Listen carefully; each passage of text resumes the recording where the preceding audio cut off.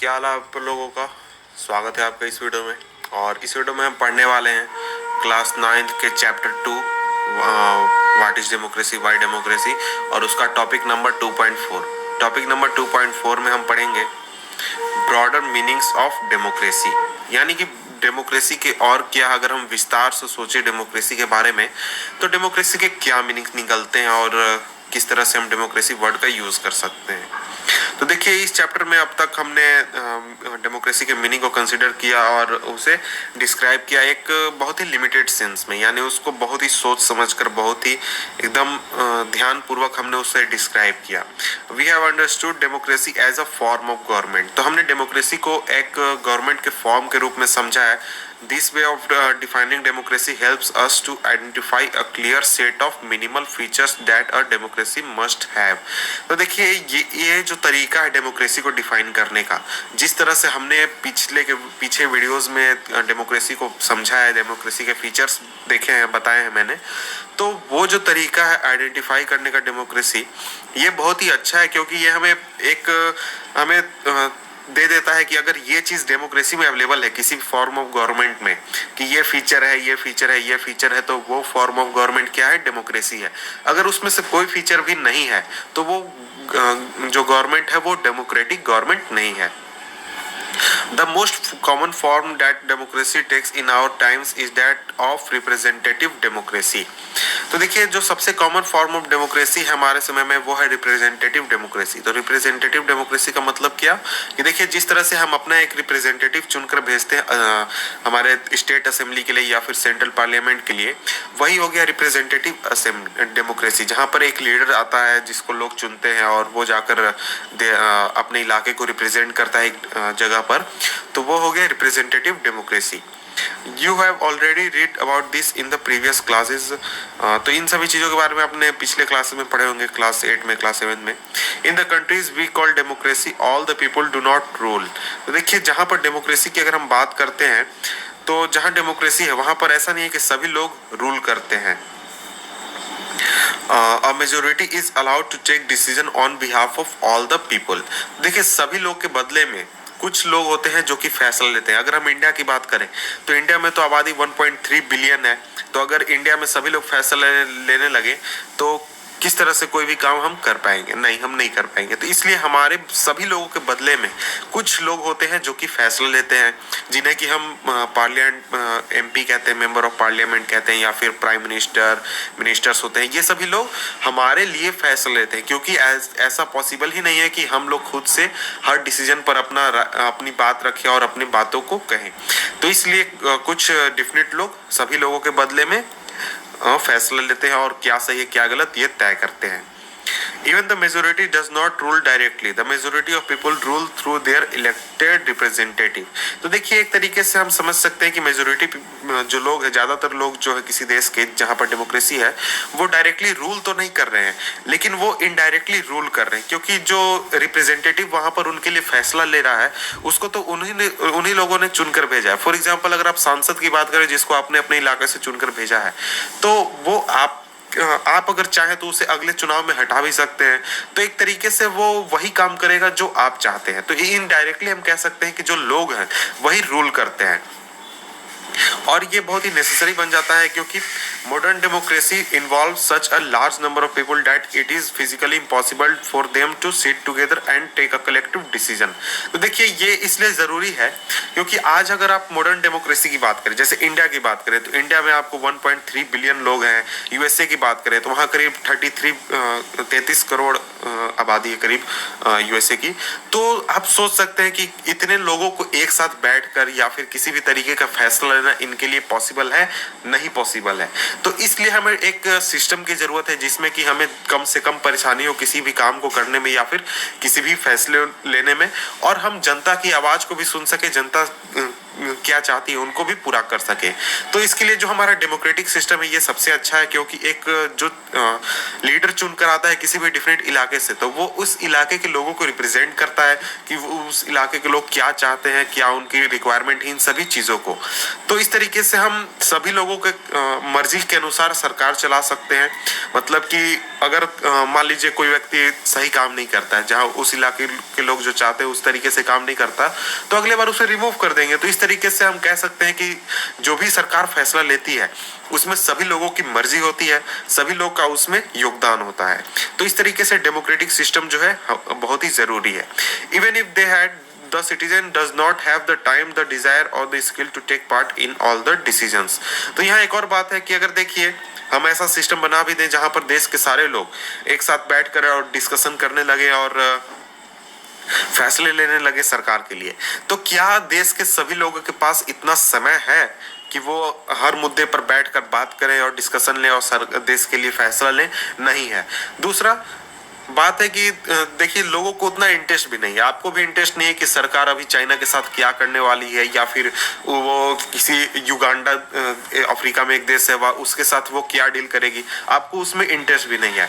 उसके बाद आपको ये पता भी नहीं है कि इंटरनेशनल रिलेशन किस तरह से काम करते हैं, देश की इकोनॉमी किस तरह से चलती है। तो इस वजह से हम इस चीज को अगर लागू करना भी चाहें तो ये प्रैक्टिकल नहीं होगा।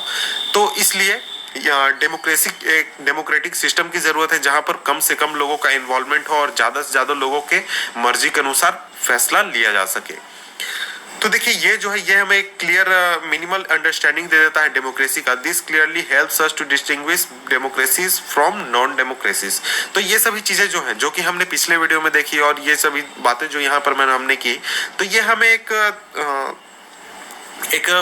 बेसिक अंडरस्टैंडिंग दे देता है डेमोक्रेसी के बारे में, और हम आसानी से डिस्टिंग्विश कर सकते हैं कि कौन सी जो सिस्टम है, किसी देश में जो सिस्टम है वो डेमोक्रेटिक सिस्टम है या फिर नॉन डेमोक्रेटिक सिस्टम है। But it does not allow us to distinguish between democracy and a good democracy. तो देखिए ये जो बेसिक फीचर है, ये तो ऐसा भी हो सकता है कि एक डेमोक्रेसी अच्छी हो लेकिन वो बहुत ही ज्यादा अच्छी ना हो, क्योंकि उसमें कुछ खामियां हो सकती हैं। तो ये तरीका हमें डेमोक्रेसी और एक गुड डेमोक्रेसी के बीच में डिफरेंस करने में या फिर डिस्टिंग्विश करने में हमें क्या कहते हैं, हाँ हमें हेल्प नहीं करता है। It does not. अब आगे बढ़ते हैं।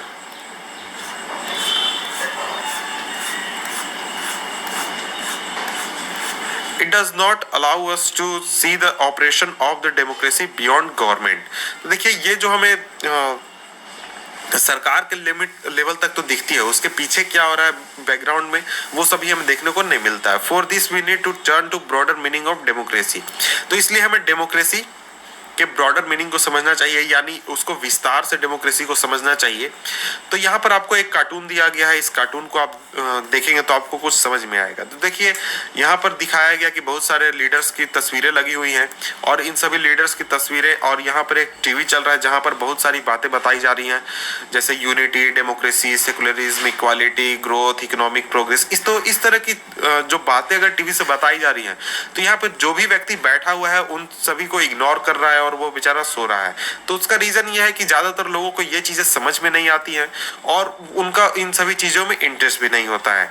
तो इस वजह से डेमोक्रेसी बहुत ही जरूरी है, एक ऐसा सिस्टम जहां पर लोगों की बातों को भी सुना जाए और लोगों को ज्यादा परेशानी भी ना हो और हर फैसले में इन्वॉल्व भी ना होना पड़े।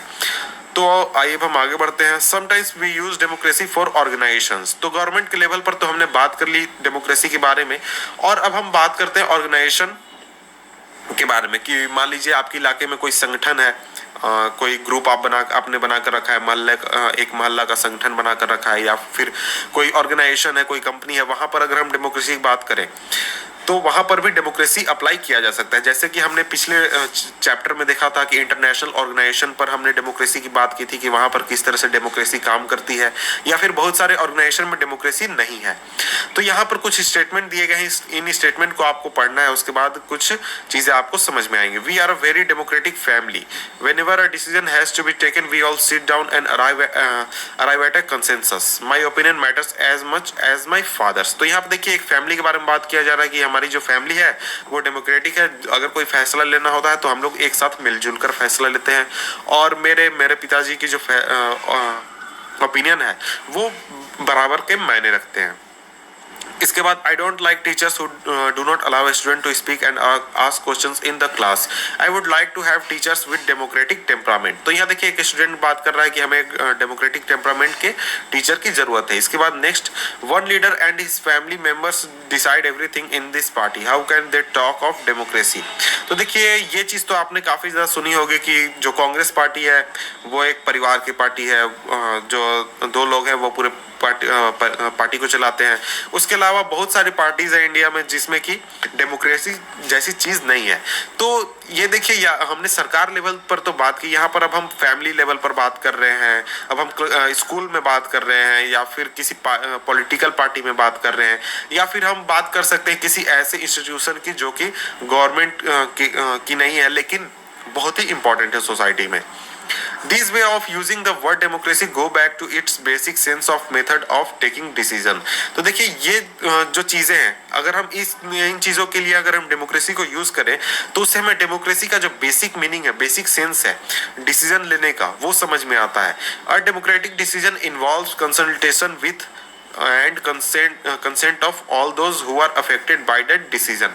तो देखिए डेमोक्रेटिक डिसीजन जो होता है वो इन्वॉल्व करता है उन सभी लोगों को जो कि उस फैसले से प्रभावित हो रहे हैं। अगर मान लीजिए कोई फैसला लेना है परिवार के लिए, तो परिवार में सभी लोगों की मर्जी होनी चाहिए, तब उसे डेमोक्रेटिक डिसीजन कहा जाएगा।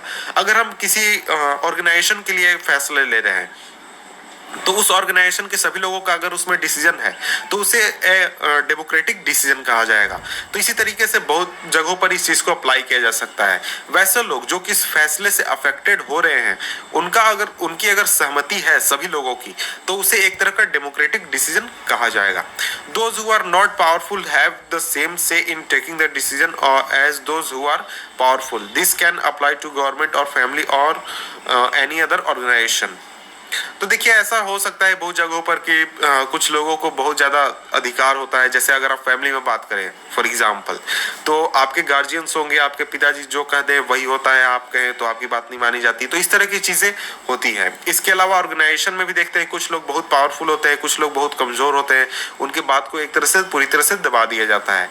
तो ये जो चीज़ है ये अप्लाई आप कर सकते हैं गवर्नमेंट के ऊपर भी, फैमिली के ऊपर भी और ऑर्गेनाइजेशन के ऊपर भी। Thus democracy is also a principle that can be applied to any sphere of life. तो देखिए डेमोक्रेसी एक तरह का प्रिंसिपल है जिसको कि हम लाइफ के किसी भी स्फीयर में अप्लाई कर सकते हैं। चाहे हम स्कूल लाइफ की बात करें, कॉलेज लाइफ की बात करें, या फिर आप ऑर्गेनाइजेशन की बात करें, या फिर वर्क की बात करें, सभी जगहों पर आप अप्लाई कर सकते हैं।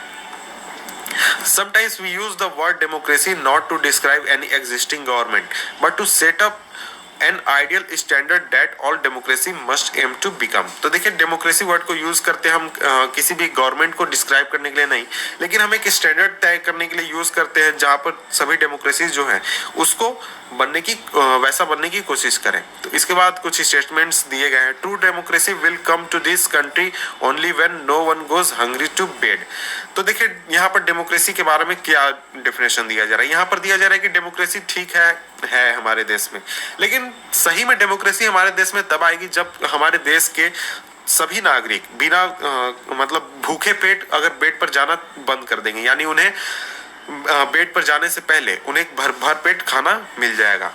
In a democracy, every citizen must be able to play equal role in decision making. For this, you don't need just an equal right to vote. Every citizen needs to have equal information, basic education, equal resources and lot of commitment। तो देखिए ये भी बात एक तरह से सही बताई गई है कि डेमोक्रेसी में सिर्फ आपको वोट देने का अधिकार दे देना ही डेमोक्रेसी हम नहीं कह सकते हैं। डेमोक्रेसी को हम डेमोक्रेसी तभी कहेंगे जब सभी लोगों के पास सही इंफॉर्मेशन पहुंचे, उन्हें सही एजुकेशन मिले, इक्वल रिसोर्सेज मिले और उनके पास लॉट ऑफ कमिटमेंट भी उनके पास होना चाहिए। तो इस तरह का जब उस तरह के लोग वोट देने जाएंगे और अपना योगदान देंगे तो वो ज़्यादा बेहतर होगा और सही मायने में तभी डेमोक्रेसी हम कह सकते हैं। तो अब हम आगे बढ़ते हैं। If we take this ideals seriously, अगर हम इस तरह के आइडियल्स जो कि डिफाइन किए गए हैं, जो कि लोगों द्वारा हमेशा कहे जाते हैं, अगर इसे सीरियसली ले तो पूरी दुनिया में पूरे वर्ल्ड में कोई भी कंट्री ऐसी नहीं होगी जो कि डेमोक्रेसी होगी। उसका रीजन ये है कि आप चाहे यूएसए की बात करें, इंडिया की बात करें, चाहे यूरोप के किसी कंट्री की बात करें जहां पर डेमोक्रेसी है, वहां पर सभी लोगों के पास सभी चीजें अवेलेबल नहीं है।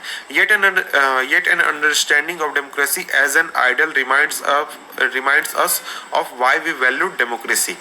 तो लेकिन बात यह है कि इस तरह के अगर हम आइडियल्स, जिस तरह की बातें मैंने अभी बताई आपको, तो उस तरह के आइडियल्स को हम याद इसलिए रखते हैं क्योंकि ये हमें डेमोक्रेसी के रियल वैल्यूज को हमेशा याद दिलाती रहती हैं कि डेमोक्रेसी आखिर बना क्यों, डेमोक्रेसी हमें अप्लाई क्यों करना चाहिए। It enables us to judge an existing democracy and identify its weakness। तो देखिए ये हमें बहुत ज़्यादा हेल्प करती है कि हम किसी भी एग्जिस्टिंग डेमोक्रेसी को जज कर सके, उसके लेवल को हम जज कर सके और उसके वीकनेसेस को आइडेंटिफाई कर सके। तो अगर हम इन सभी चीज़ों को कंसिडर करें तो हम इंडिया के डेमोक्रेटिक सिस्टम में प्रॉब्लम्स जो है उसको आइडेंटिफाई करने पाएंगे कि देखिए इंडिया में सभी गरीब लोगों को खाना नहीं मिल पा रहा है, सभी लोगों को का हेल्थ प्रॉब्लम्स है। तो इस तरह की चीज़ें अगर हम आइडेंटिफाई कर लें तो हम अपने देश के जो डेमोक्रेटिक सिस्टम है उसको बेहतर बना सकते हैं या फिर हम उसमें कुछ सुधार ला सकते हैं। It helps us to distinguish between a minimal democracy and a good democracy. तो ये हमें डिसाइड करने में मदद करता है कि कौन सा डेमोक्रेसी है वो अच्छा डेमोक्रेसी और कौन सा डेमोक्रेसी जो वो सिर्फ बेसिक चीज़ें प्रोवाइड कराता है। तो इसका मतलब अब तो आप समझ ही होंगे मिनिमल डेमोक्रेसी और गुड डेमोक्रेसी। तो ऊपर जो आइडियल्स बात की है कि अगर सभी लोगों को एजुकेशन मिल रहा है, सभी लोगों को हेल्थ सुविधाएं मिल रही हैं, सभी चीज़ें मिल रही हैं, सभी लोगों को इन्फॉर्मेशन मिल रहा है, तो वो एक तरह का गुड डेमोक्रेसी है। और ये सभी चीज़ें अगर अवेलेबल नहीं हो पा रही है लोगों को तो वो एक तरह का मिनिमल डेमोक्रेसी है। ये एक तरह का सिंपल डिस्टिंग्विश है। In this book we do not deal much with this expanded notion of democracy. Our focus here is with some core institutional feature of democracy as form of government. तो देखिए इस book में हम इतना ज़्यादा explained notion में हम नहीं पढ़ने वाले, एक्सप्लेनेशन में नहीं पढ़ने वाले हैं। यहाँ पर हम बेसिक कोर इंस्टीट्यूशनल फीचर पढ़ने वाले हैं डेमोक्रेसी के बारे में, जो कि हम गवर्नमेंट में यूज़ करते हैं या फिर गवर्नमेंट पर अप्लाई करते हैं। आगे बढ़ते हैं। Next year you will read more about democratic society and way of evaluating our democracy। तो यानी कि क्लास 10th में जब आप जाएंगे तो आपको इन सभी चीज़ों के बारे में ज़्यादा पढ़ने को मिलेगा। At this stage we just need to note that democracy can apply to many sphere of life and that democracy can take many forms। तो यहाँ पर हमें सिर्फ ये ध्यान रखना है कि डेमोक्रेसी जो है वो लाइफ के किसी भी स्पेयर में अप्लाई किया जा सकता है और डेमोक्रेसी के कई फॉर्म हो सकते हैं। There can be various ways of taking decision in democratic manner as long as the basic principle of consultation on the equal basis is accepted. तो देखिए बहुत सारे अलग अलग तरीके हो सकते हैं डिसीजन लेने के डेमोक्रेटिक तरीके से, लेकिन वहाँ पर सबसे बेसिक चीज़ जो ध्यान रखनी चाहिए कि वो है बेसिक प्रिंसिपल ऑफ कंसल्टेशन। यानी कि सभी लोगों की मर्जी होनी चाहिए, मर्जी ना भी हो लेकिन सभी लोगों को बातचीत में इन्वॉल्व करना चाहिए। हम किसी इंस्टीट्यूशन की बात करें या फिर कहीं जगह पर, तभी उसे एक डेमोक्रेटिक डिसीजन कहा जाएगा। The most common form of democracy in today's world is rule through people elected representative.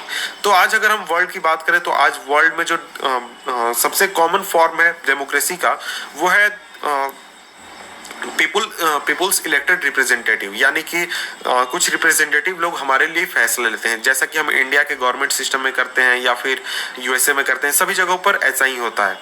We shall read more about that in chapter 4। तो चैप्टर 4 में इन चीज़ों के बारे में हम पढ़ेंगे। But if the community is small, there can be other ways of taking democratic decision। तो देखिए बहुत बार ऐसा होता है कि कुछ कम्युनिटीज बहुत ही स्मॉल होती हैं, कुछ कम्युनिटीज बहुत ही लार्ज होती हैं, जिसे कि हम माइनॉरिटीज भी कहते हैं। तो वहाँ पर हम किस तरह से डेमोक्रेटिक डिसीजन ले सकते हैं जिसमें कि हम माइनॉरिटीज को इन्वॉल्व कर सकते हैं या फिर वैसे कम्युनिटीज को इन्वॉल्व कर सकते हैं जो कि बहुत ही ज़्यादा कमज़ोर हैं। All the people can sit together and take decision directly. This is how Gram Sabha should work in village। Can you think?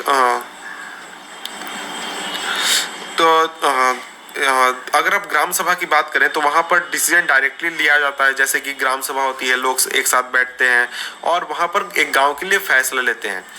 तो क्या आप यहाँ आपसे पूछा जा रहा है कि क्या आप दूसरे डेमोक्रेटिक तरीके को इजाद कर सकते हैं या फिर बता सकते हैं जहाँ पर डिसीजन मेकिंग किया जा सके डेमोक्रेटिक वे से, सभी लोगों को कंसल्ट करने के साथ और ज़्यादा से ज़्यादा परेशानी भी ना हो। तो अगर आपको कुछ वैसा है तो आप वैसा कुछ तरीका सोचिए। This also means that no country is perfect democracy. The feature of democracy that we discuss in this chapter provide only the minimal conditions of a democracy. तो देखिए ये सभी चीजें जो हमें पता चली, इससे ये पता चलता है कि पूरे वर्ल्ड में कोई भी डेमोक्रेसी जो है वो परफेक्ट डेमोक्रेसी नहीं है। तो डेमोक्रेसी के जो फीचर्स हमने डिस्कस किए वो हमें मिनिमल कंडीशंस केवल बताते हैं कि आखिर एक डेमोक्रेसी में क्या क्या होने चाहिए। ये हमें नहीं बताते कि एक परफेक्ट डेमोक्रेसी कैसे होगी। ये सभी चीजें हमें नहीं यहाँ पर पढ़ना है, हमें सिर्फ बेसिक प्रिंसिपल्स पढ़ने की डेमोक्रेसी में क्या होने चाहिए। That does not make it an ideal democracy. तो अगर कोई भी डेमोक्रेसी है उसमें अगर मिनिमल कंडीशंस फुलफिल किए जा रहे हैं तो इसका ये मतलब नहीं होता कि वो एक आइडियल डेमोक्रेसी हो जाती है और एक बहुत ही अच्छा सिस्टम हो जाता है। Every democracy has to try to realize the ideals of the democratic decision making. This cannot be achieved once and for all. तो देखिए जितने भी डेमोक्रेटिक कंट्रीज हैं उन सभी को रियलाइज करना चाहिए कि डेमोक्रेटिक डिसीजन मेकिंग के जो आइडियल्स हैं उसको किस तरह से वो इम्प्लीमेंट करें। और ये तुरंत ही ऐसा नहीं कि एक बार में अचीव किया जा सकता है और सभी लोगों के लिए अचीव किया जा सकता है, इसमें समय लगेगा। This requires a constant effort to save and strengthen democratic form of decision making. तो ये जो है ये constant effort इसमें लगाना होगा, कई सालों तक काम करना होगा और लगातार काम करना होगा, तभी जाकर हम इन चीज़ों को कर सकते हैं। What we do as citizen can make a difference to making our country more or less democratic. तो हम सिटीजन के रूप में क्या कर सकते हैं? हम सिटीजन के रूप में अपने देश को ज़्यादा डेमोक्रेटिक बनाने में हेल्प कर सकते हैं या फिर इसका उल्टा हम कम डेमोक्रेटिक बनाने में भी मदद कर सकते हैं। तो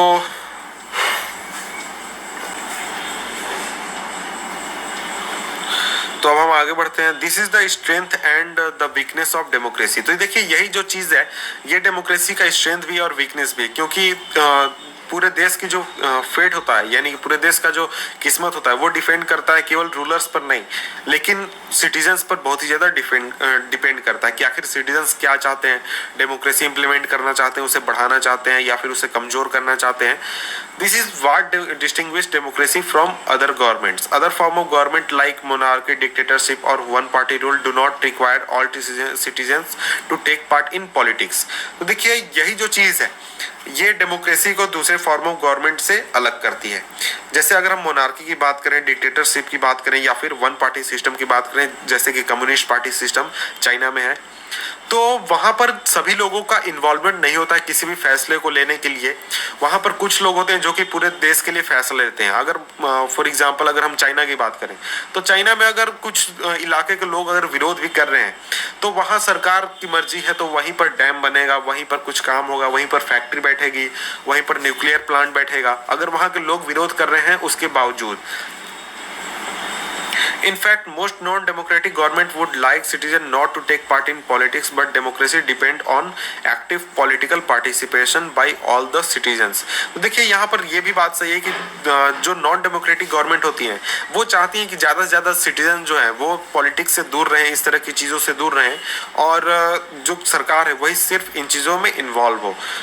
जैसे कि आप चिली के रूल को याद करें, फिनोशे जो कि हमने फर्स्ट चैप्टर में पढ़ा था, या फिर पोलैंड की कम्युनिस्ट पार्टी, या फिर आप चाइना के कम्युनिस्ट पार्टी की बात करें तो चाइना की कम्युनिस्ट पार्टी ने अपने लोगों पर बहुत तरह के बैन लगा कर रखे हुए हैं। जैसे वहाँ पर गूगल बैन है, फेसबुक बैन है, इस तरह की चीज़ें बैन है और वहाँ पर लोग जो हैं सरकार का विरोध नहीं कर सकते, सरकार के खिलाफ बात नहीं कर सकते। अगर सरकार कुछ गलत कदम उठा रही है तो उसका वो विरोध दर्ज नहीं करा सकते हैं। तो इस तरह से सरकारें जो होती हैं जो कि डेमोक्रेटिक नहीं होती हैं वो चाहती हैं कि पब्लिक जो है वो ज़्यादा से ज़्यादा इन्वॉल्व ना करे पॉलिटिक्स में और इन सभी चीज़ों पर ज़्यादा ध्यान ना दे। सरकार जैसा चाहती है वैसा वो काम करे। This is why a study of democracy must focus on democratic politics. तो इसलिए डेमोक्रेसी को हमेशा डेमोक्रेटिक पॉलिटिक्स के ऊपर फोकस करना चाहिए और हमें इन चीज़ों को पढ़ना चाहिए। देखिए ये जो वीडियो था ये वीडियो हमारा लास्ट था इस चैप्टर का। इसके बाद अब हम चैप्टर